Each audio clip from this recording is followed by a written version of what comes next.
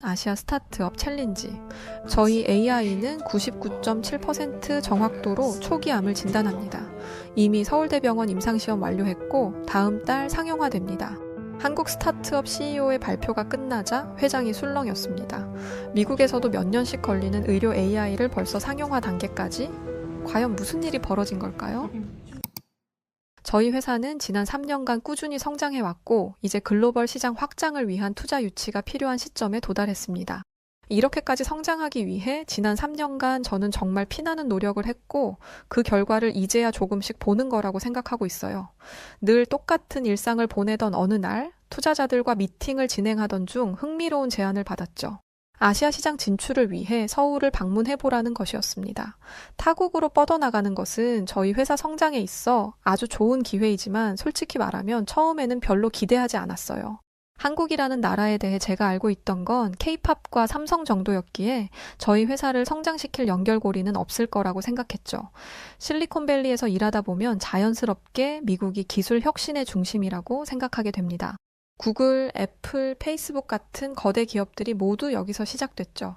그렇다 보니 자연스럽게 아시아는 그저 제조업이나 하는 곳 정도로 인식하고 있었어요. 하지만 투자 파트너인 마이클이 계속 권했습니다. 제이크, 한국의 기술 발전 속도는 정말 놀라워. 특히 스타트업 생태계가 급속도로 성장하고 있으니 직접 가서 확인해 봐야 해. 분명 회사 성장에 큰 도움을 받을 수 있을 거야. 이건 내가 확신할 수 있어. 그의 말에 반신반의하면서도 일단 출장 계획을 세웠죠. 어차피 아시아 시장 진출은 언젠가 해야 할 일이었으니까요. 출장 준비를 하면서 한국에 대해 간단히 조사해봤습니다. 인구는 5천만 명 정도의 GDP는 세계 10위권이라고 하더군요. 그런데 이런 숫자들로는 실제 기술 수준이나 혁신 능력을 가늠하기 어렵다고 판단했어요.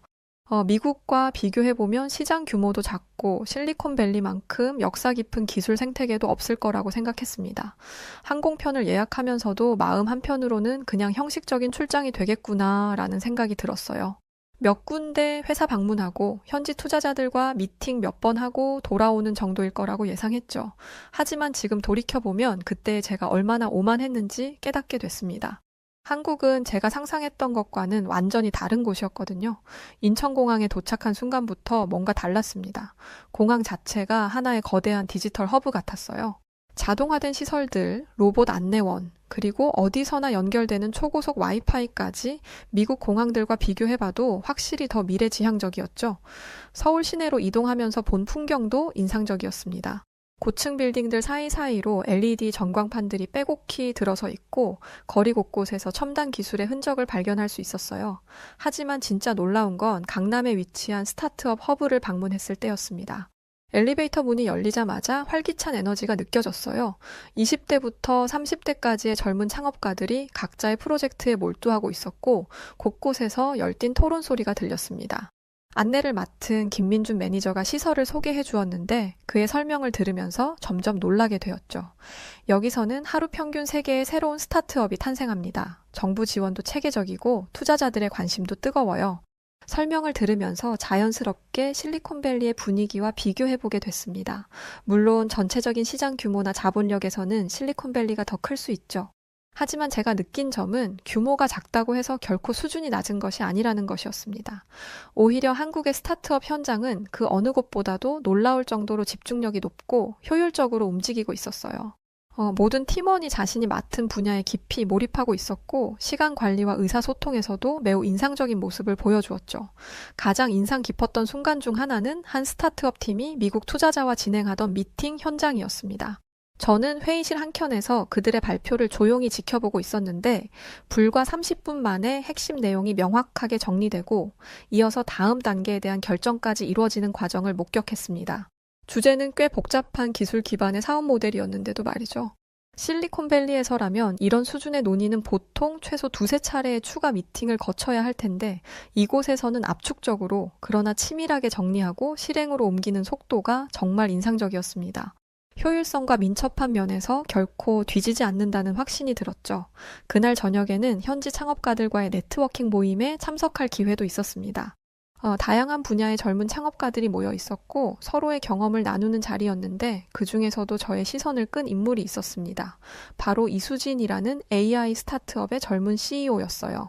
처음엔 조용하고 겸손한 인상이라 그냥 인사만 나누고 말까 싶었는데 이야기를 나누기 시작하자마자 완전히 다른 세계가 펼쳐졌습니다. 그녀는 자신이 개발 중인 인공지능 기술이 어떻게 의료 진단 분야를 혁신할 수 있는지 구체적인 사례와 데이터를 들어 설명해 주었습니다.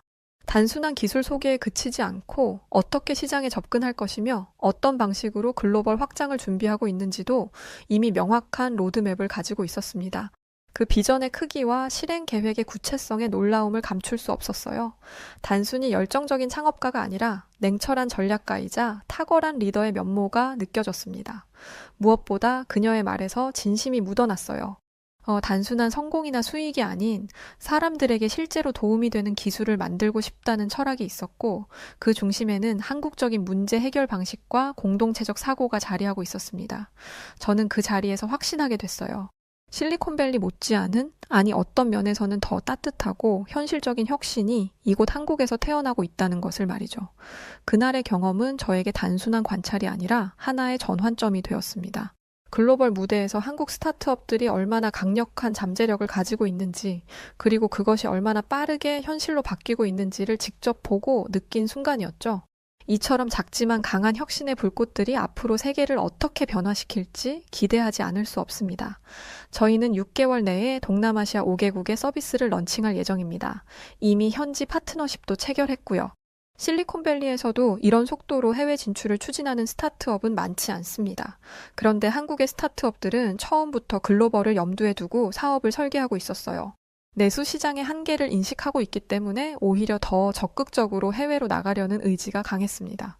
다음 날 아침 호텔에서 나와 지하철을 타고 이동하면서 한국의 디지털 인프라를 직접 체험할 수 있었어요.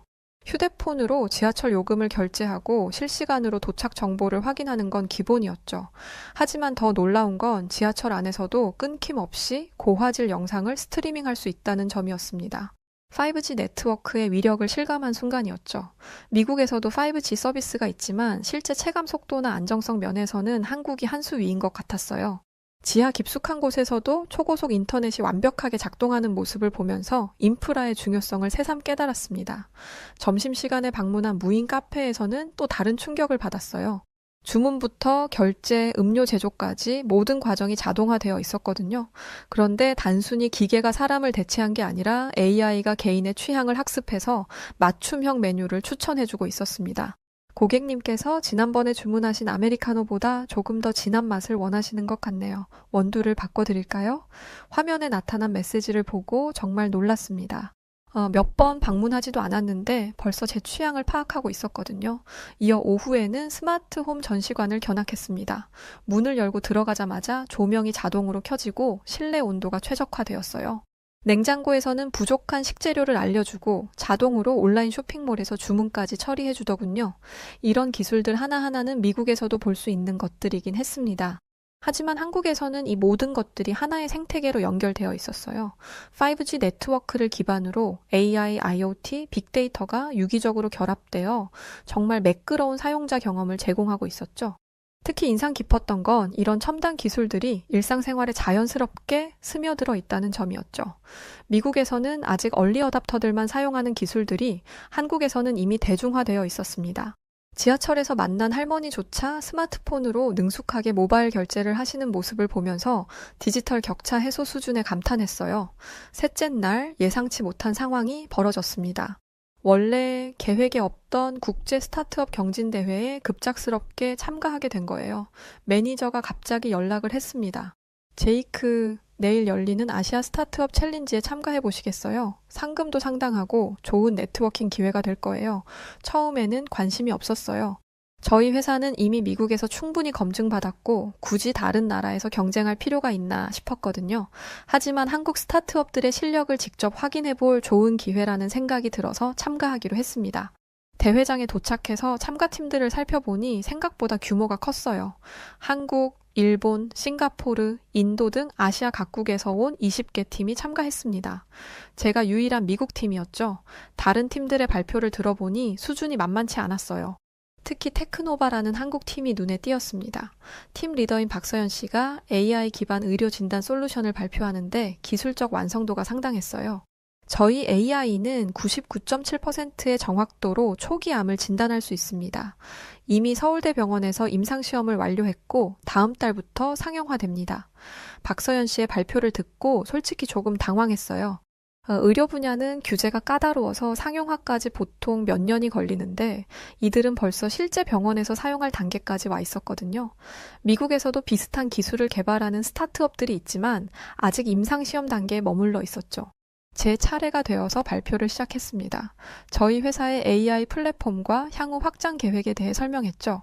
실리콘밸리에서는 항상 좋은 반응을 얻었던 내용이었어요. 하지만 이곳에서는 뭔가 다른 느낌이었습니다. 심사위원 중 한 분이 날카로운 질문을 던졌어요. 인상적인 기술이네요. 그런데 아시아 시장의 특성을 고려한 현지화 전략은 어떻게 되나요?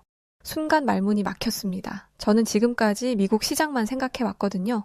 당황한 저를 대신해 박서연 씨는 센스 있게 다시 마이크를 잡았습니다. 저희는 처음부터 글로벌 시장을 타겟으로 개발했습니다. 언어, 문화, 의료 시스템의 차이를 모두 고려해서 모듈화했어요. 그녀의 답변을 들으면서 제가 얼마나 안일하게 생각하고 있었는지 깨달았습니다. 경진대회 결과는 예상과 달랐어요. 1위는 테크노바가 차지했고 저는 3위에 머물렀어요. 솔직히 자존심이 상했지만 동시에 호기심도 생겼습니다. 도대체 이들의 비결이 뭘까 하고 말이죠. 시상식이 끝난 후 박서연 씨에게 다가가서 축하 인사를 건넸습니다. 정말 훌륭한 발표였어요. 어떻게 이렇게 빠른 시간 안에 상용화까지 할 수 있었나요? 혼자서는 불가능했을 거예요. 팀워크의 힘이죠. 그녀의 말에 많은 생각이 들었습니다. 여운이 남았다고 표현하는 게 정확했죠. 그날 저녁 참가자들 간의 네트워킹 파티가 열렸어요. 처음에는 어색했지만 점점 분위기가 좋아졌죠. 한국 팀원들이 저를 자연스럽게 대화에 끌어들여 주었거든요. 제이크 실리콘밸리 이야기 좀 들려주세요. 미국에서는 어떤 방식으로 투자를 받나요? 미국에서는 보통 이런 자리에서도 경쟁 의식이 강합니다. 서로 정보를 숨기려 하고 자신의 우위를 드러내려고 노력하죠. 하지만 여기서는 정반대였어요. 서로의 경험을 공유하고 함께 성장하려는 분위기가 물씬 풍겼죠. 이런 문화가 어색해 쉽게 어울리지 못하는 저를 보고 박서연 씨는 슬며시 다가와 제게 이런 말을 해줬습니다. 한국에서는 정이라는 게 있어요. 가족처럼 서로를 챙기고 어려울 때 도와주는 문화죠. 저희 팀도 그런 마음으로 일해요. 정이라는 개념이 처음에는 이해하기 어려웠어요. 미국에서는 개인의 성과가 중요하고 모든 관계가 계약에 기반하니 말이죠. 하지만 며칠을 함께 지내면서 점차 이해하게 되었습니다. 한국인들은 일할 때도 마치 가족처럼 서로를 걱정하고 챙기는 모습들이 보였어요. 늦게까지 일하는 동료를 위해 야식을 시켜주고 개인적인 고민까지 함께 나누곤 했죠. 테크노바 팀의 회식 자리에 초대받았을 때 이를 확실히 느낄 수 있었어요.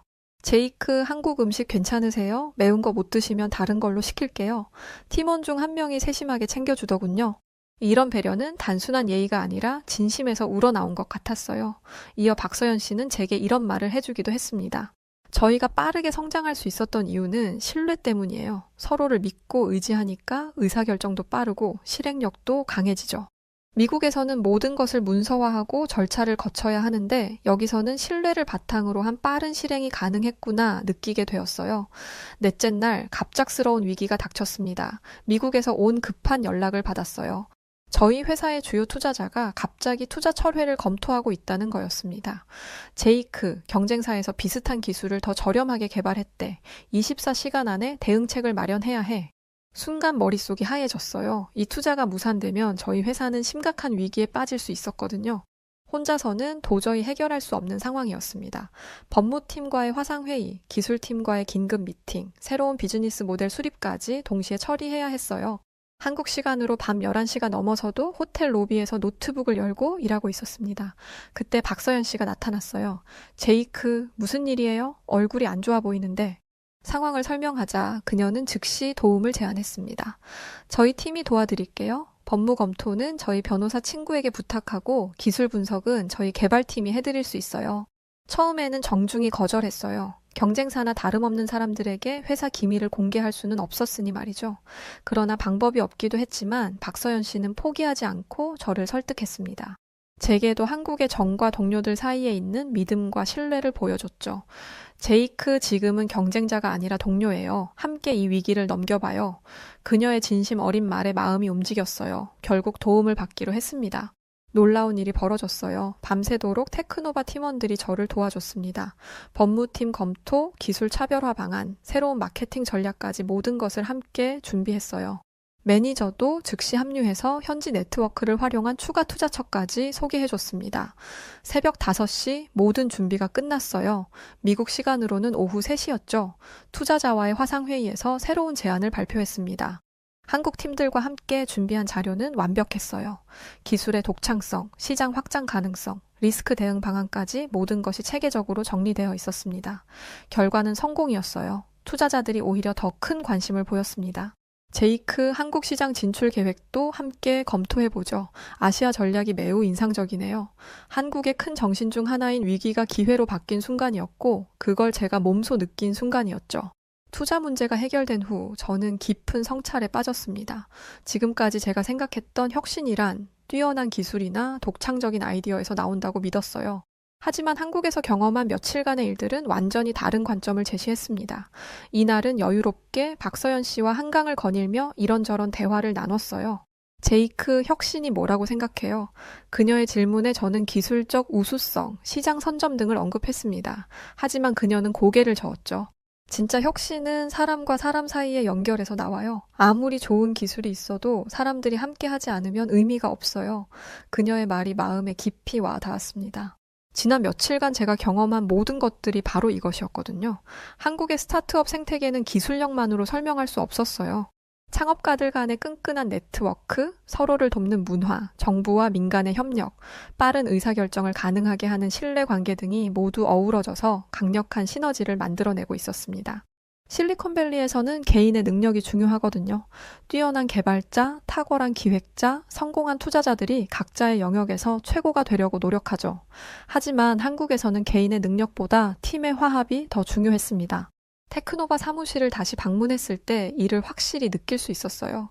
오픈오피스에서 모든 팀원들이 자유롭게 소통하고 필요할 때마다 즉석에서 브레인스토밍을 하는 모습이 인상적이었어요. 위계질서보다는 수평적 관계에서 창의적인 아이디어들이 나오고 있었습니다. 박서연 씨가 설명했습니다. 저희는 실패를 두려워하지 않아요. 빨리 실패하고 빨리 배우는 게 중요하죠. 그리고 실패했을 때 혼자가 아니라 팀이 함께 책임져요. 이런 문화가 있기 때문에 과감한 도전이 가능했고 빠른 혁신이 일어날 수 있었다는 것을 전 알 수 있었습니다. 이때야 비로소 제대로 느끼게 되었어요. 저는 미국으로 돌아가서도 이런 문화를 도입해야겠다고 생각했습니다.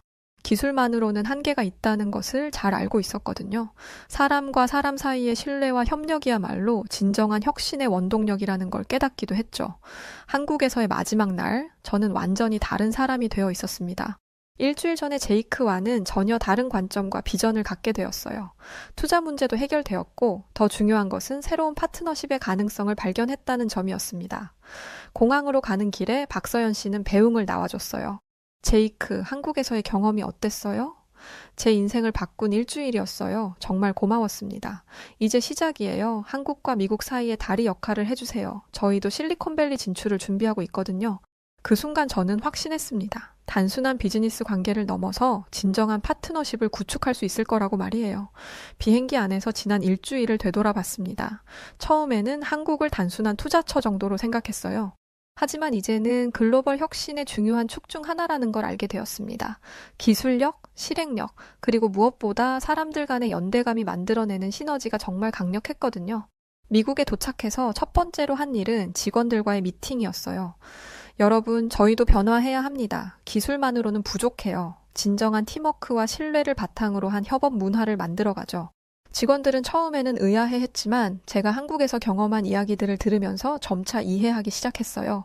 한 달 후 테크노바와의 공식 파트너십 협약을 체결했습니다. 한국의 기술력과 미국의 시장 노하우를 결합한 새로운 프로젝트를 시작하기로 한 거였죠. 박서연 씨는 저와 함께 만들어갈 미래가 기대된다라고 말했고 저도 같은 마음이었습니다. 지금 돌이켜보면 한국에서의 그 일주일이 제 인생의 전환점이었어요. 한국에서 배운 정의 문화, 빠른 실행력, 그리고 신뢰를 바탕으로 한 협업 방식을 저희 회사에도 도입했습니다. 결과는 놀라웠어요. 직원들의 만족도도 높아지고 프로젝트 진행 속도도 빨라졌거든요. 무엇보다 제가 얻은 가장 큰 깨달음은 진정한 글로벌 리더가 되려면 겸손해야 한다는 것이었습니다. 자신이 알고 있는 것이 전부가 아니라는 걸 인정하고 다른 문화와 방식에서 배우려는 자세가 필요해요. 한국은 저에게 그런 소중한 교훈을 준 나라입니다. 한국에서 돌아온 지 3개월이 지났을 때 저는 또 다른 중요한 결정을 내렸습니다. 서울에 지사를 설립하기로 한 거예요. 단순히 시장 확장이 목적이 아니라 한국의 혁신 문화를 더 깊이 배우고 싶었거든요. 지사 설립 준비를 위해 다시 한국을 방문했습니다. 이번에는 관광객이 아니라 진짜 파트너로서 오는 거였어요. 박서연 씨와 매니저는 공항에서 반겨주었고 그들의 얼굴에서 진심 어린 환영의 마음을 느낄 수 있었습니다. 제이크 진짜로 한국에 투자하시는군요. 정말 기쁘네요. 박서연 씨의 말에서 단순한 비즈니스적 관심이 아닌 진정한 동반자로 인정받았다는 느낌을 받았어요. 이런 관계가 바로 한국에서 배운 정의 문화였습니다. 지사 위치를 선정하면서 강남의 여러 오피스를 둘러봤습니다. 각각의 장단점을 꼼꼼히 따져보면서 한국 팀원들의 의견도 적극적으로 들었어요. 미국에서라면 혼자서 결정했을 일이지만 이제는 팀의 의견을 중요하게 생각하게 되었거든요. 현지 채용도 신중하게 진행했습니다. 단순히 스펙이 좋은 사람보다는 협업 능력과 소통 능력을 더 중요하게 봤어요. 면접에서 왜 저희 회사에 지원하셨나요? 라고 물었을 때 한 지원자가 이렇게 답했습니다. 미국과 한국의 다리 역할을 하고 싶어요. 두 나라의 장점을 결합해서 새로운 가치를 만들어 보고 싶습니다. 그의 답변에서 저와 같은 비전을 가진 사람을 만났다는 확신이 들었어요. 결국 그를 포함해서 5명의 한국 직원을 채용했습니다. 모두 뛰어난 능력을 가지고 있으면서도 겸손하고 협력적인 사람들이었어요. 지사 개소식 날 양국의 팀원들이 모두 참석했습니다. 미국에서 온 직원들과 한국 직원들이 자연스럽게 어울리는 모습을 보면서 정말 뿌듯했어요. 언어와 문화의 차이는 있었지만 공통된 목표와 가치를 가지고 있어서 금세 하나가 되었습니다. 개소식 연설에서 저는 이렇게 말했어요. 오늘 이 자리는 단순히 새로운 지사를 여는 날이 아닙니다. 두 나라의 혁신 문화가 만나는 새로운 시작점이에요. 함께 만들어갈 미래가 정말 기대됩니다. 1년이 지난 지금 저는 완전히 다른 사람이 되었습니다. 한국에서의 경험이 저를 진정한 글로벌 리더로 성장시켜줬죠. 서울지사는 예상을 뛰어넘는 성과를 내고 있고 무엇보다 양국 팀원들이 서로에게서 배우며 함께 발전하고 있어요. 최근에는 테크노바와의 공동 프로젝트가 큰 주목을 받았습니다. 한국의 AI 기술과 미국의 시장 노하우를 결합한 새로운 의료 솔루션이 글로벌 시장에서 인정받은 것이죠. 이 성공은 혼자서는 절대 이룰 수 없었을 것입니다. 박서연 씨와 화상회의를 하던 중 이런 말을 했습니다. 제이크, 1년 전 처음 만났을 때와 정말 많이 달라졌네요. 그때는 미국식 사고에 갇혀 있었는데 이제는 진짜 글로벌 마인드를 가진 것 같아요. 그녀의 말에 깊이 공감했습니다. 실제로 저는 이제 한국뿐만 아니라 다른 아시아 국가들에도 관심을 갖게 되었어요. 각 나라마다 고유한 혁신 문화와 방식이 있다는 걸 알게 되었거든요. 싱가포르의 효율성, 일본의 정밀함, 인도의 창의성 등 모든 것에서 배울 점이 있었습니다. 지난주에는 실리콘밸리에서 열린 글로벌 스타트업 컨퍼런스에서 기조연설을 했습니다. 주제는 문화를 넘나드는 혁신이었어요. 진정한 혁신은 기술에서 나오는 게 아니라 서로 다른 문화와 사고방식이 만날 때 일어납니다. 라고 말하면서 한국에서의 경험을 공유했어요. 청중들의 반응이 뜨거웠습니다. 특히 많은 미국 창업가들이 아시아 시장에 대한 관심을 표했어요. 제이크, 한국 진출을 고려 중인데 조언을 좀 해주세요. 아시아 팀과 협업할 때 주의해야 할 점이 뭔가요? 이런 질문들을 받으면서 제가 정말 두 문화 사이의 다리 역할을 하고 있다는 걸 실감했습니다. 그 후 몇 달 동안 저는 다양한 미국 기업들의 아시아 진출 컨설팅을 맡게 되었어요. 제가 한국에서 겪었던 시행착오들을 바탕으로 실질적인 조언을 해줄 수 있었거든요. 문화적 차이를 이해하는 게 가장 중요합니다. 기술이나 자본만으로는 성공할 수 없어요. 라고 항상 강조하고 있답니다. 한편 서울지사에서는 새로운 실험을 시작했습니다. 미국 본사 직원들을 3개월씩 한국으로 파견 보내는 프로그램이죠. 저처럼 직접 체험을 통해 배우는 게 가장 효과적이라고 생각했거든요. 첫 번째 파견자인 사라가 보낸 보고서를 읽고 웃음이 나왔습니다. 처음에는 회의가 너무 길다고 생각했는데 알고 보니 그게 신뢰를 쌓는 과정이었어요. 그 긴 회의 시간 중 버릴 시간이 1분도 없다는 것이 놀라울 뿐입니다. 많이 배우고 있어요. 제가 느꼈던 것들을 그대로 느끼고 있는 게 왠지 모르게 웃기더라고요. 최근에는 박서연 씨가 실리콘밸리를 방문했습니다. 테크노바의 미국 진출을 위한 사전조사차 온 거였어요. 제가 1년 전 한국에 갔을 때와 정반대 상황이었죠. 이번에는 제가 안내자 역할을 맡았습니다.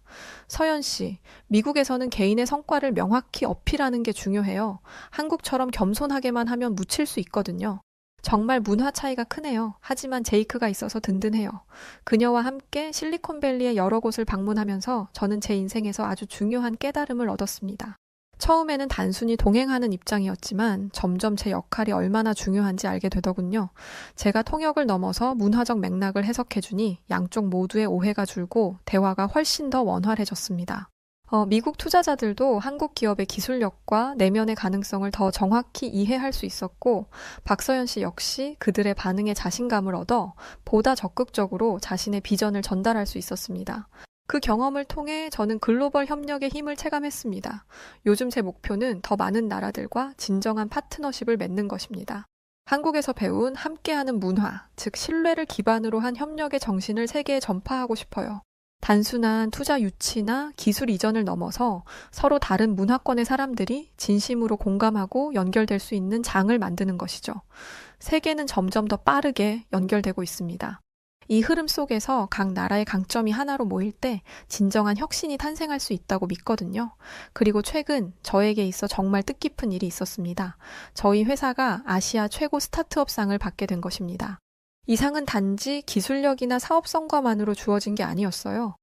미국과 한국이 협력하여 새로운 혁신 모델을 창출했다는 점, 그리고 그 과정 속에서 상호 존중과 이해를 바탕으로 진짜 파트너십을 이루었다는 점이 높이 평가받은 것이었습니다. 시상식에서 박서연 씨와 함께 무대에 올라설 때 수많은 감정이 교차했어요. 1년 전만 해도 상상할 수 없던 장면이 눈앞에 펼쳐졌던 거죠. 1년 전만 해도 이런 순간을 꿈꾸지 못했습니다. 누군가에게는 1년이 짧은 시간이겠지만 저희에게는 인생을 바꿀 만큼 긴 여정이었습니다. 그리고 이 상은 저희 두 사람만의 것이 아닙니다. 서로 다른 문화가 만나 진심으로 협력했기에 가능했던 결과이죠. 이 상은 다름을 두려워하지 않고 이해하려 했던 모든 이들과 함께 나누고 싶습니다. 감사합니다. 1년 전 저는 한국행 비행기에 몸을 실으며 단지 짧은 출장이라고만 생각했었죠. 그 기대 없던 출장이 이렇게 제 삶의 방향을 바꿔놓을 줄은 정말 몰랐습니다. 한국에서 만난 사람들, 겸손하게 노력하는 문화, 그리고 혼자가 아닌 함께라는 철학은 저를 깊이 감동시켰고 스스로를 돌아보게 만들었습니다. 저는 그곳에서 진정한 협력의 가치를 배웠고 진심이 통하면 국경도 언어도 넘을 수 있다는 확신을 가지게 되었습니다. 지금 제 마음속엔 새로운 꿈이 자라고 있어요. 바로 전 세계의 스타트업들이 서로 연결되고 협력할 수 있는 글로벌 플랫폼을 만드는 것입니다. 기술의 언어만으로는 이룰 수 없는 일이죠. 문화적 이해, 신뢰, 그리고 열린 마음이 함께할 때 비로소 가능한 일이라 생각해요. 한국에서 시작된 이 여정이 어디까지 이어질지 저도 모릅니다. 그러나 분명한 것은 제가 가는 길 곳곳에서 계속해서 배우고 나누며 더 많은 사람들과 진정한 연결을 만들어가고 싶다는 것입니다. 앞으로도 저는 열린 마음으로 세계의 다양한 현장을 누비며 국적이나 배경에 상관없이 함께 성장하고 꿈을 나눌 수 있는 기회를 만들고 싶어요. 그리고 언젠가 지금처럼 어느 시상식 무대에서 또 다른 파트너와 함께 다른 언어와 문화를 품은 사람들과 어깨를 나란히 하며 말하고 싶습니다. 이 여정은 우리 모두의 것이라고 말이죠. 그리고 이제 다음 여정을 시작하려 합니다. 다음 이야기입니다. 한 중년 여성이 의료진의 손을 잡고 절규합니다. 하지만 그의 절규를 들은 의료진은 귀찮다는 듯 한숨을 내쉬며 퉁명스럽게 대답하는데요. 오늘은 가슴 아픈 시련을 겪고 먼 길을 돌아 다시 희망을 찾은 한 여성의 이야기를 소개해드리려고 합니다. 유럽의 작은 나라 루마니아에서 평범한 직장인으로 살아가던 리사라는 여성에 대한 이야기인데요. 모든 희망을 잃고 죽음의 위기에 처한 순간에 한국을 찾게 되었다고 하는 그녀. 마지막이라는 각오로 찾아온 이곳에서 그녀는 믿기지 않는 회복과 구원의 순간을 경험하게 됩니다. 리사의 삶을 바꿔놓은 이 특별한 여정, 어떻게 된 사연인지 지금 소개해 드릴게요. 안녕하세요. 저는 루마니아에서 온 리사입니다. 다들 루마니아라는 나라에 대해서 알고 계신가요? 루마니아가 이름은 유명한데 사실 어떤 나라인지는 잘 모르실 거예요. 아마 뱀파이어의 나라 정도로만 아시려나요? 루마니아는 동남 유럽에 속해 있는 아름다운 나라입니다. 헝가리 옆에 위치해 있고 유럽 특유의 분위기를 여실히 느낄 수 있는 나라이죠. 사실 루마니아와 한국은 별로 교류가 없는 나라인데요. 그렇다 보니 제가 이렇게 여기 한국에 대해서 제 이야기를 나누게 될 줄은 평생 상상도 못했답니다. 저는 그저 평범하게 살아가면서 회사에서 일하고 또 가족을 꾸리며 살아가고 싶었던 사람일 뿐이었죠. 하지만 일련의 사건으로 인해 저의 삶은 송두리째 뒤집어지고 말았습니다. 자, 이 비극의 시작은 몇 년 전으로 거슬러 올라갑니다. 몇 년 전까지만 해도 저는 비혼을 결심한 사람이었어요. 커리어에 집중하며 독립적인 삶을 사는 것이 여자에게 있어 가장 중요하고 가치 있는 일이라고 생각했었죠. 커리어에 욕심이 많았던 저는 루마니아 최고의 트레이딩 마케터가 되는 것이 꿈이었어요. 하지만 그만큼 너무나 바쁘다 보니 건강을 챙기기도 어려웠고 결혼이나 아이 같은 건 당연히 제 인생 계획에 없을 수밖에 없었습니다. 하지만 누군가 삶은 언제나 놀라움으로 가득 찬다고 말했죠. 그 말처럼 인생은 정말 뜻밖의 방향으로 흐르더군요. 저는 바쁜 생활 중에도 운명처럼 마침내 진정한 사랑을 만나게 되었어요. 다정하고 좋은 사람이었죠. 결국 저는 제 인생의 가치관을 뒤집고 그 남자와 결혼을 결심하게 되었습니다. 곧바로 이어진 결혼 준비, 설레임으로 가득한 하루하루는 정말 행복했어요. 평생에 한 번뿐인 웨딩 사진 준비에 신혼집 꾸미기까지 설렘과 기대감으로 제 인생의 매일이 빛나던 순간이었습니다. 그 모든 것이 악몽으로 변하기 전까지만 해도 말이에요. 결혼 준비로 분주하던 어느 날, 저는 온몸에 가벼운 피로와 함께 배가 뻐근해져 오는 복통을 느끼기 시작했습니다. 처음에는 일 때문이라고 생각했어요. 결혼 준비와 일로 바쁘니까 당연히 피곤할 거라 생각했으니까요. 사실 피곤은 언제나 제 친구였기 때문에 별로 놀라울 일도 아니었죠.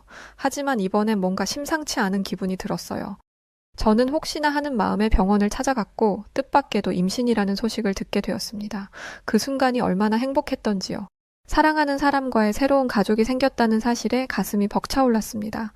꿈만 같은 축복에 감사할 따름이었어요. 그러던 중 그 무렵 저는 회사에서 한 선배의 이야기를 듣게 되었습니다. 그 선배는 루마니아 내 저희 업계에서 꽤 유명하고 유능한 분이었어요. 미국과 일본, 중국, 한국까지 다양한 나라를 오가며 일을 해내던 전설 같은 분이셨죠. 저도 이름은 익히 들어 알고 있었고 남들 모르게 존경심을 품고 있던 분이었어요. 그런데 그분이 이제 회사에 안 나오신다는 거예요. 깜짝 놀란 저는 그분의 소식을 수소문했고 얼마 전 자신의 아이의 치료를 위해 한국으로 갔다는 소식을 듣게 되었습니다. 저는 이게 무슨 소리지 싶은 생각에 고개를 갸우뚱할 뿐이었어요. 갑자기 웬 뜬금없는 한국? 다른 유럽 나라나 미국도 아니고 심지어는 그 유명한 일본도 아닌 한국이라니? 루마니아에선 한국에 대한 이야기 자체가 별로 없다 보니 저에게는 그 소식이 무척 의외일 수밖에 없었습니다. 일을 하며 몇 번 들었을 뿐 한국이라는 나라에 대해 아는 것도 별로 없었으니까요. 하지만 별로 상관은 없었어요. 그냥 좀 신기했을 뿐 제 관심은 온통 결혼과 임신에 가 있었기 때문에 그냥 흘려들었을 뿐이었지요. 그때만 해도 이 이야기가 제 인생에 얼마나 중요한 이야기가 될지는 까맣게 모르고 있었답니다. 아무것도 모르고 결혼을 준비하던 그때 그 행복했던 시절. 하지만 행복은 오래가지 않았습니다.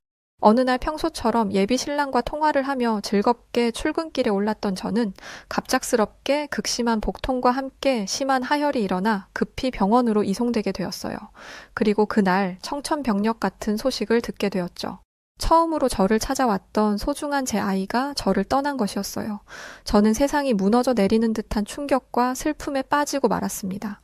제 인생에 없으리라고 생각했던 결혼과 새로운 가족을 이제야 꿈꾸게 되었는데 이렇게 박살이 나버리다니 오만했던 제 과거의 죗값을 받는 것처럼 느껴지고 제 삶이 한순간에 파편처럼 부서져 버린 것 같았어요. 슬픔을 이겨내려고 애쓰면서도 마음 한구석엔 감당할 수 없는 상실감이 자리 잡고 있었죠. 그러나 아이를 잃은 슬픔을 다 추스르기도 전에 저에게는 또 다른 비극의 씨앗이 싹트기 시작하고 있었습니다. 유산 과정이 끝나면 나아질 줄 알았던 복통이 점점 더 심해지고 있었던 것이었어요. 조금 견디면 좋아질 줄 알았지만 복통은 오히려 점점 더 자주 저를 찾아왔고 심지어는 시간이 갈수록 더 강해지면서 급기야는 제 일상 전체를 무너뜨리기 시작했어요. 저는 결국 또 무언가가 잘못된 것 같다는 생각에 다시 병원을 찾았지만 몇 시간의 긴 대기 끝에 겨우 진료실에 들어간 저에게 돌아온 것은 단순한 진통제 처방뿐이었습니다.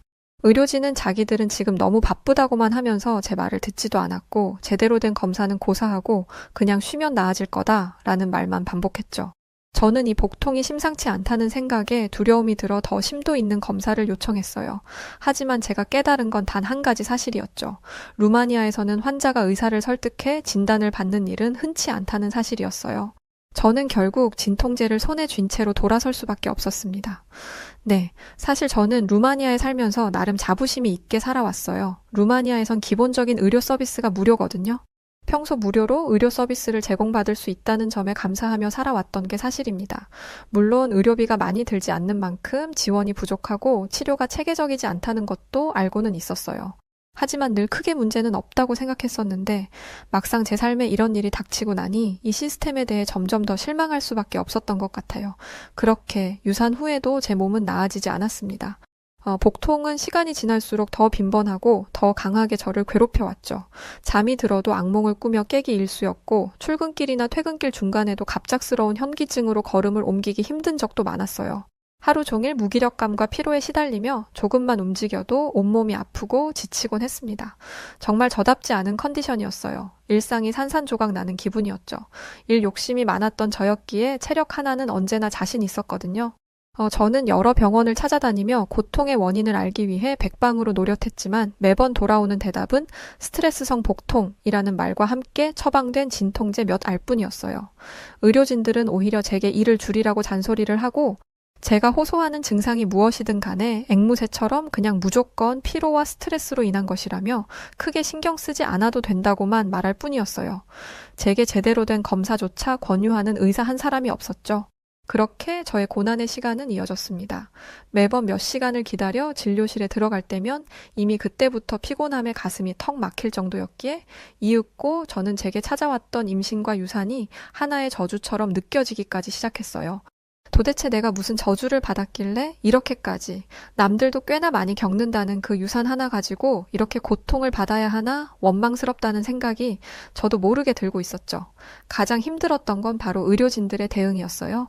제가 식은 땀을 흘리며 기다리고 있어도 간호사들은 무심하게 접수하세요, 기다리세요, 심지어는 난동 피우지 마세요 등의 가슴 아픈 말을 던질 뿐이었지요.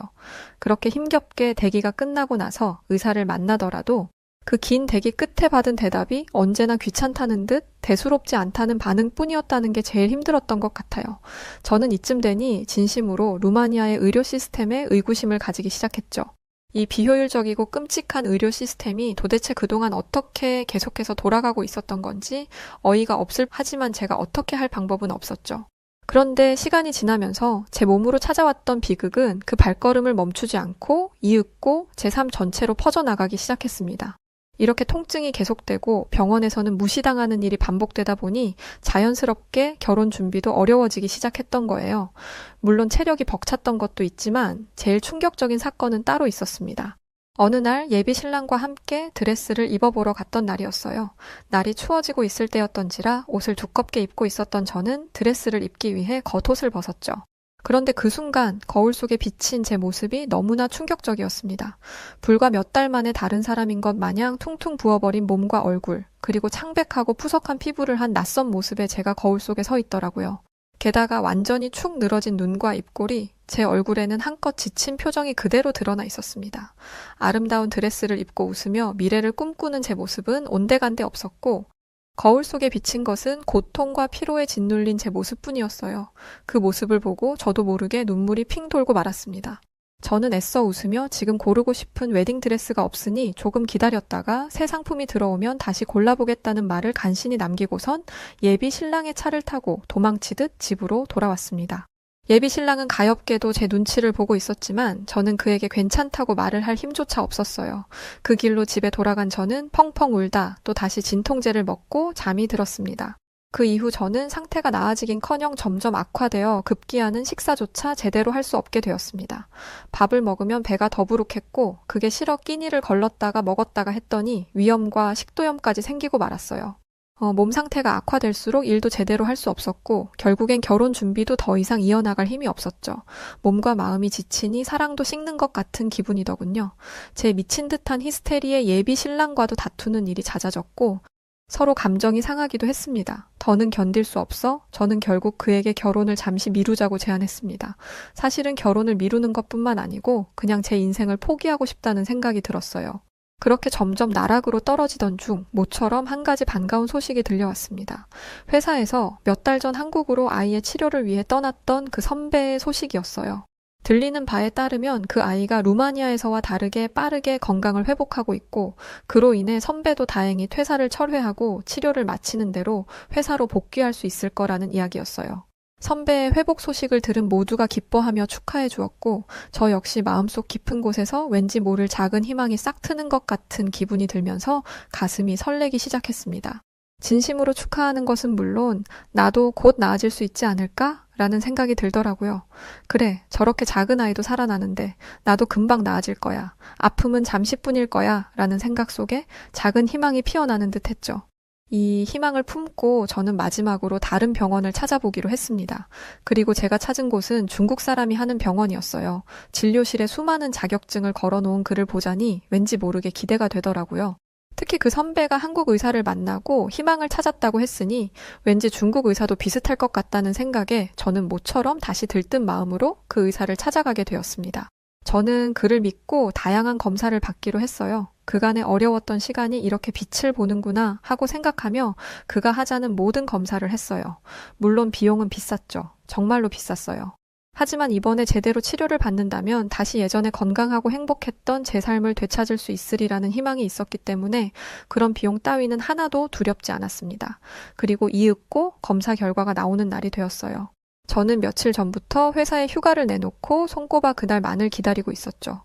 이윽고 당일 아침이 되고 저는 설레는 마음으로 병원을 향해 나섰습니다. 근데 약간 이상한 점은 있었어요. 분명 하루 전에 예약 확인 연락을 준다고 했는데 연락이 오지 않았거든요. 제가 혹시 몰라 전화를 걸어보았지만 얼마나 환자가 많은지 계속 통화 중이어서 그냥 일단 제가 알고 있는 예약 시간에 맞춰 찾아가기로 했습니다. 그런데 병원 건물 앞에 도착한 순간 저는 그만 다리에 힘이 풀려 그 자리에 주저앉고 말았습니다. 전화가 되지 않았던 이유가 있었어요. 그 병원이 하루 아침에 폐업 간판을 걸고 깡그리 가구 하나 없이 건물을 비워버린 상태였거든요. 저는 멍하니 유리문 안으로 보이는 공허한 병원 내부만 바라보고 있을 뿐이었어요. 병원 앞에는 이미 수많은 피해자들이 와서 웅성대고 있었죠. 연신 시끄럽게 울려대는 벨소리, 저 안에 벽에 달려있는 전화기 한 대만이 애처롭게 울고 있었습니다. 결과 저는 한없이 절망의 구렁텅이로 빠져드는 느낌이었어요. 이제는 더 이상 이 의료 시스템을 그리고 이 나라의 공적인 인프라를 하나도 믿을 수 없게 되었고 건강도 회복할 수 없을 거라는 절망감에 온 세상이 캄캄해져 버리고 말았습니다. 경찰서에서까지 한바탕 시달리고 온 그날 밤 저는 또다시 심한 복통에 시달리기 시작했습니다. 이번엔 그 어느 때보다도 심하더군요. 미칠 듯한 복통과 온몸이 쑤시는 몸살에 진통제를 한 움큼 집어삼켰지만 잠을 이룰 수 없었고 이윽고 잠이 들려던 찰나에 갑자기 다리 사이가 뭉근해지는 느낌이 들더니 순식간에 하혈이 시작되었다는 사실을 알게 되었습니다. 이미 진통제와 수면제 탓에 정신이 아득해져 오고 있었던 저는 결국 기절해버리고 말았습니다. 다행히 일찍 집에 돌아온 가족들이 저를 발견해 급하게 병원으로 이송될 수 있었지만 상황은 쉽게 나아지지 않았습니다. 가족들은 점점 혈압이 떨어지는 저를 보며 제 상태가 심각하다는 생각에 더 큰 병원으로 옮겨주길 요구했지만 의료진의 대답은 아직 위급 상황은 아니니 집에서 휴식하다가 정말 위급한 상황이 오면 다시 찾아오라고 했습니다. 저희 부모님은 큰 소리로 화를 내셨어요. 그러자 의료진은 피곤하다는 듯 귀찮은 목소리로 저희 부모님께 이렇게 말했죠. 정말 당장 응급검사와 응급치료를 원한다면 할 수는 있지만 엄청난 비용이 들 거라고 말이지요. 부모님이 받아든 견적서를 뺏어들어 살펴본 저는 또 한 번 절망하고 말았습니다. 이미 사기를 당하며 돈을 크게 잃었던 상황이었기 때문에 남은 돈으로도 제대로 된 치료를 받지 못할 거라는 두려움이 밀려왔거든요. 그렇게 큰 돈은 부모님도 가지고 계시지 않았고 저 또한 그런 신세를 지고 싶지도 않았어요. 제가 가진 돈으로는 안 되고 저 또한 빚을 내야 할 수준의 치료비였습니다. 하지만 문제는 그렇게 치료비를 지불한다 해도 과연 제가 이런 무책임한 의료 시스템 속에서 살아남을 수 있을까 하는 의구심이 든다는 것이었어요. 결국 저는 어쩌면 이건 그냥 죽으라는 하늘의 계시인가 보다 하는 잘못된 확신을 가지게 되었습니다. 그리고 깊은 실망감과 함께 모든 신뢰가 무너져 내려 결국 병원을 나와 집으로 돌아오고 말았습니다. 이제는 정말 어떻게 해야 할지 알 수 없었어요. 상태는 날이 갈수록 악화되고 있지만 아무도 원인을 아는 이가 없었고 비싼 진료비도 내지 않는 주제 뭐가 불만이냐는 듯한 의료진들의 태도에 저는 더 이상 병원에 가고 싶지도 않았습니다. 더 이상 장기 휴가를 낼 수 없었던 저는 결국 회사에도 휴직계를 제출하기로 했습니다. 그런데 또 한 번 예상치 못한 대답이 돌아왔어요. 회사는 제가 유능하다는 것을 인정하지만 제가 계속해서 병가를 내고 있는 데다가 이미 한국에서 아이 치료를 받고 있는 선배가 휴직 중이기 때문에 회사 입장에선 저까지 장기 휴직을 줄 수 없다고 말하더군요. 짧게 며칠 더 병가를 쓰는 것은 허용하겠지만 장기적으로 쉴 거라면 회사와 본인을 위해 퇴직을 고려하라는 말에 저는 그만 울음을 터뜨리고 말았습니다. 내 인생의 전부였던 회사마저 날 버리다니. 결국 모든 것을 내려놓고 싶다는 생각에 무기력하게 사표를 작성하던 그때 같은 팀 동료가 갑작스럽게 전화를 걸어오더니 조심스럽게 안부를 묻더군요. 저는 애써 괜찮다고 말하려다가 그만 사실은 안 괜찮다고 솔직하게 말을 해버렸습니다. 그러자 그 동료가 머뭇대더니 이런 말을 하는 겁니다. 혹시 한국에 갔다는 그 선배에게 연락을 해보는 게 어떻겠냐고 말이에요. 그 선배의 아이도 루마니아에서는 병명을 찾지 못하고 떠돌기만 했는데 한국에 아는 외과 교수가 있어서 그를 찾아간 거고 한국의 의료 기술이 루마니아보다 훨씬 발전해 있어서 곧바로 병명을 찾을 수 있었다고 말이에요. 그는 제게 저만 괜찮다면 그 선배에게 대신 연락을 해주겠다고 했습니다. 사실상 결혼, 건강, 회사까지 모든 걸 다 잃은 저에게는 더 이상 체면이랄 것도 없었어요. 그래서 저는 단박에 제발 그래달라고 말했죠. 무엇보다도 마음 한켠에 왠지 모르게 나도 한국에 가야 할 것 같다는 생각이 들었거든요. 무의식적으로 말이에요. 곧 동료는 선배와 연락이 닿았고 그 선배는 저를 위해 직접 제게 전화를 걸어왔습니다. 선배는 제가 상황을 설명하자 조용히 위로의 말을 전하며 자신도 절망에 빠져 있었던 때 한국에서 마지막 희망을 찾았다며 이야기를 하더라고요. 긴 말 할 것 없고 그냥 일단 한국에 와서 치료를 받아보지 않겠냐고 말이죠. 사실 이렇게 첫 통화부터 무작정 한국에 와보라고 할 줄은 몰랐던 터라 처음에는 현실적으로 받아들일 수 없는 이야기처럼 들렸습니다. 모든 걸 감당하기엔 너무 버거운 상황이었으니까요.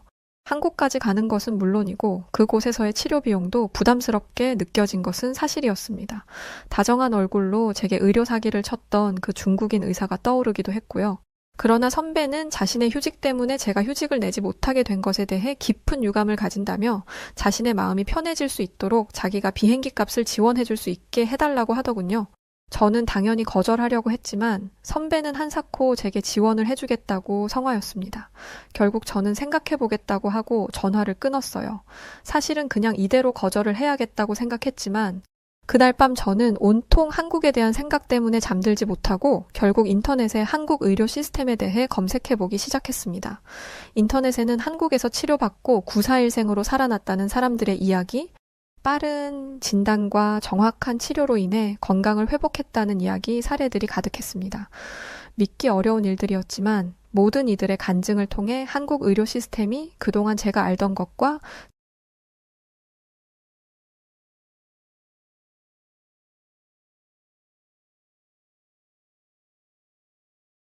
전혀 다른 수준이라는 점을 점점 깨닫게 되는 시점이었어요. 밤을 지새워 그 후기들을 읽으며 저는 그동안 절망 속에 죽어버렸던 작은 희망의 불씨가 제 안에서 다시 일렁이고 있음을 느꼈습니다. 그리고 많은 생각 끝에 저는 아침 일찍 날이 밝자마자 예비 신랑에게 메시지를 남겼어요. 내가 너에게 꼭 돌아갈 테니 나를 기다려달라고 말이에요. 그리고 마음이 약해질 수 있으니 제게 연락하지 말아달라고 했습니다. 곧이어 미친 듯이 전화가 왔지만 저는 그의 전화를 거절하고 선배에게 전화를 걸었어요. 그리고 말했죠. 한국에 가겠습니다. 마지막으로 한 번 더 치료를 받아보고 싶어요. 선배는 기뻐하며 저를 축복했습니다. 그리고 그렇게 저는 가장 빠른 일자로 한국행 비행기를 알아보기 시작했습니다. 이윽고 공항으로 가는 길. 제 마음은 설레면서도 한편으로는 참 복잡했습니다. 선배의 도움과 인터넷 서치를 통해 여러 병원을 조사했고 제 상태에 맞는 곳을 찾아 예약까지 마쳤으니 한국에 도착하자마자 진료를 받을 수 있다는 사실이 믿기지 않아 설렜지만 한켠에서는 여전히 불안과 의심이 남아있는 상태였거든요. 이렇게 무모하게 한국까지 가는 것이 옳은 선택인지도 혼란스럽긴 매한가지였죠. 하지만 저는 사랑하는 예비 신랑의 사진을 보며 마지막이라는 각오로 공항에 나섰습니다. 그렇게 한국에 도착한 순간부터 모든 것이 생소했지만 공항에서부터 병원까지 체계적인 안내가 이어지며 저는 내심 놀라움을 감출 수 없었습니다. 공항에서 통역 서비스가 저를 기다리고 있었고 그 덕에 큰 어려움 없이 병원으로 향할 수 있었어요. 병원에 도착하자 순식간에 접수와 진료 일정이 잡히고 저는 마치 저를 기다려준 듯한 병원 시스템에 신세계를 본 듯한 기분이 들었습니다. 루마니아와는 비교도 할 수 없게 딴판이었죠. 긴 여정 속에 조금 지친 감도 있었지만 이번에는 정말 다를 수도 있겠다는 기대와 희망이 조금씩 피어오르기 시작했습니다. 그리고 얼마 지나지 않아 진료실에서 선배의 소개를 통해 의사 선생님을 만난 순간 저는 뭔가 분위기부터 사뭇 다르다는 것을 느낄 수 있었습니다. 의사는 제 이야기를 처음부터 끝까지 진지하게 들어주었고 제가 루마니아에서 겪었던 고통과 오랜 방황의 시간을 세세히 묻고 기록하며 제 상태에 맞는 정밀한 검사 계획을 세워주었습니다. 그리고 이건 여러 과의 협진이 필요한 건인 것 같다며 빠르게 다른 과 의사들과의 협진 의뢰를 요청해 주었어요. 증상이 좀 복잡하다 싶으면 잘 모르겠는데 그냥 스트레스 아닐까요? 하고 말해오던 그동안의 루마니아 의사들이 떠오르더라고요. 그동안 수많은 병원에서 대수롭지 않게 다루어졌던 제 증상이 한국에서는 깊은 관심과 배려 속에서 다루어지고 있다는 느낌에 저도 모르게 안도감이 들며 가슴이 뭉클해지기 시작했습니다. 한국의 의료진은 병의 원인을 밝히기 위한 여러 검사 과정을 제가 불편하지 않게 빠르게 진행해주면서도 저의 불안과 두려움을 이해하며 누구보다도 제게 다정하게 대해주었어요. 저는 아이러니하게도 이 낯선 곳에서 그 어느 때보다도 큰 위로를 느낄 수 있었습니다. 그리고 마침내 결과가 나왔습니다. 루마니아에서처럼 몇 주의 기다림은커녕 겨우 하루 만에 나온 결과였어요. 긴 시간 동안 저를 괴롭혀왔던 복통과 무기력함의 원인이 밝혀졌고 저는 드디어 제 병명을 듣게 되었습니다. 자세히 밝힐 순 없지만 알고 보니 저에게는 자궁기형이 있었어요. 그런데 갑작스럽게 임신과 유산을 겪으면서 이로 인해 복합적인 외과적 증상이 발현되었던 것이었죠. 즉 단순히 청진기만으로 대충 짚어보고 알 수 있다거나 한 과의 의사만이 알 수 있는 그런 병이 아니었던 것이었습니다. 저는 그동안의 서름과 감정이 북받치며 이렇게 하루 만에 알 수 있었던 것을 어쩜 그렇게 고통스러운 시간을 보냈던 건지 한탄이 밀려드는 것을 느꼈어요. 하지만 애써 이를 억누르며 의사의 손을 꼭 잡을 뿐이었죠. 의사와 간호사를 포함해 한국의 의료진분들은 저에게 회복을 위한 치료 계획을 자세하게 설명하며 곧 치료가 시작될 것이라고 말해주었습니다. 그리고 어떤 과정을 통해 회복될 것이며 예상되는 치료 기간까지도 알려주었어요. 이런 게 가능한지도 몰랐던 저는 정말 유럽 사람들이 모르는 세계가 여기에 있었구나 하는 감동을 멈출 수가 없었습니다. 드디어 고통에서 벗어날 수 있다는 희망과 함께 치료가 진행되었고 병원 의료진들의 세심한 치료 덕분에 제 상태는 눈에 띄게 빠르게 호전되기 시작했습니다. 점차 모든 고통에서 해방될 수 있을 것이라는 기대가 부풀고 있었어요. 그런데 한창 치료가 잘 진행되어 가던 어느 날 예상치 못한 위기가 찾아왔습니다. 치료 중 갑작스러운 쇼크가 찾아오면서 갑작스럽게 상태가 악화된 것이었죠. 전신의 통증과 함께 설마 이렇게 또 다시 죽음의 위기로 가는 건가? 하며 혼란 속에 빠져들고 있던 저에게 한국 의료진은 즉각 대응팀을 구성하여 제 상태를 집중적으로 관리해주겠다고 제게 약속했습니다. 이전에 루마니아에서였다면 다른 응급 상황이 먼저니까 기다리라고만 했을 상황이었겠지만 한국 의료진들은 순식간에 원인을 파악하고 응급 처치를 진행하며 신속하게 저를 안정시켜 주었어요. 그들의 헌신적인 대응 덕분에 저는 또다시 구사일생으로 위기 상황을 넘기게 되었죠. 그렇게 간신히 응급수술을 마친 저는 회복실에서 간신히 눈을 뜬 채 비몽사몽한 상태로 병실에 돌아오게 되었습니다. 그런데 그 순간 저는 제 눈을 의심할 수밖에 없었어요. 제 눈앞에 천사가 보였거든요. 내가 죽었나? 하는 생각이 들던 찰나 저는 왈칵 눈물이 쏟아지고 말았습니다. 그 천사는 허상이 아니라 진짜였어요. 바로 제 예비 신랑이었던 겁니다. 그토록 힘들고 두려웠던 시간들 속에서 사랑하는 사람을 다시 보게 된 기쁨에 저는 울음을 멈출 수 없었습니다. 알고 보니 제 동료가 그에게 연락을 했고 그가 수소문을 해 저를 찾아온 거였어요. 하염없이 눈물을 흘리는 저를 안아주며 그는 눈물로 제게 말해주었습니다. 정말 고생 많았어. 이제 얼른 나와서 결혼식을 올리자라고 말이에요. 한창 아플 때엔 부담스럽게만 느껴지던 그 결혼이라는 단어가 이제는 세상에서 가장 달콤한 말로 들리고 있었어요. 한국의 의료진분들 덕분에 제가 이제 살아남을 수 있으리라는 확신이 생겼거든요. 이제 저는 더 이상 두려울 것이 없었습니다. 의사는 이번에 발생한 쇼크로 인해 그동안 찾지 못했던 진짜 원인까지 모두 제거하였으니 이제는 회복에만 집중하면 100% 완치가 될 수 있을 거라고 하더라고요. 네, 이제 저에게 남은 것은 희망, 오직 희망뿐이었습니다. 이제 정말로 잃어버렸던 행복을 되찾을 시간이 도래한 것 같았어요. 그렇게 열심히 먹고, 열심히 자고, 또 열심히 회복하며 이윽고 병원에서의 마지막 날이 되었습니다. 제가 그동안 겪었던 고통과 두려움 속에서 손을 잡아준 사람들, 진심으로 저를 돌봐준 한국의 의료진과 스태프들이 주마등처럼 스쳐갔습니다. 그분들 덕분에 저는 희망을 되찾았고, 그동안 잃어버렸던 평온함을 되찾을 수 있었으니까요. 매번 세심하게 케어해주고 배려로 지지해준 의료진의 따뜻한 모습에 감동한 저는 이곳에서의 시간을 다시금 떠올리며 한 분 한 분에게 깊은 감사의 마음을 전했습니다. 눈물과 함께 미소 지으며 진심으로 감사를 표현하는 제 모습에 의료진들도 따뜻한 응원을 건네주셨지요. 실력은 기본이고 거기에 인간적인 면모까지 가지고 있는 그들의 따뜻한 미소와 다정한 말 한마디는 마지막 순간까지 제게 큰 위안이 되었고 마음 깊은 곳에서 저는 밀려드는 애정과 안정감을 느낄 수 있었어요. 한국의 의료 시스템을 통해 깨달은 것은 단순히 빠르다, 정확하다 정도가 아니라 그 이상의 것이었습니다. 한국의 의료진들은 제 이야기를 끝까지 들어주시고 진심으로 제 삶을 존중하며 환자로서 아닌 한 사람으로 저를 대해주었던 것 같아요. 그동안의 고통이나 아픔은 물론 한국에 오기 전까지 마음 한편에 남아있던 불안과 의심은 이제 씻은 듯이 사라졌고 오히려 그 세심한 케어와 헌신으로 인해 깊은 감사와 감동만이 남은 기분이었어요. 사랑하는 예비 신랑은 제 손을 꼭 잡으며 이제 더 이상 두려울 것이 없으니 함께 새로운 출발을 시작하자고 말해주었지요. 그 말이 얼마나 따뜻하게 들리던지 눈물이 다시 차올랐습니다. 사랑과 희망을 담아 새로운 미래를 향한 첫걸음을 함께 다짐하며 저는 이 모든 것이 한국이 제게 준 선물이라는 생각을 가슴 깊이 새겼습니다. 이제 저는 루마니아로 돌아왔지만 한국에서의 의료 경험을 사람들에게 전하고 싶다는 강한 마음이 생겼어요. 분명 저처럼 어딘가에선 누가 또 절망의 순간을 겪고 있을 테니까요.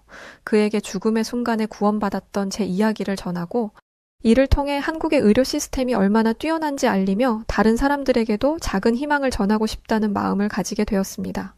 저는 그 뒤로 꾸준히 제 경험담을 SNS와 블로그에 공유하며 한국 의료 시스템에 대한 이야기를 진심 어린 찬사와 함께 알리는 일에 힘을 쓰고 있어요.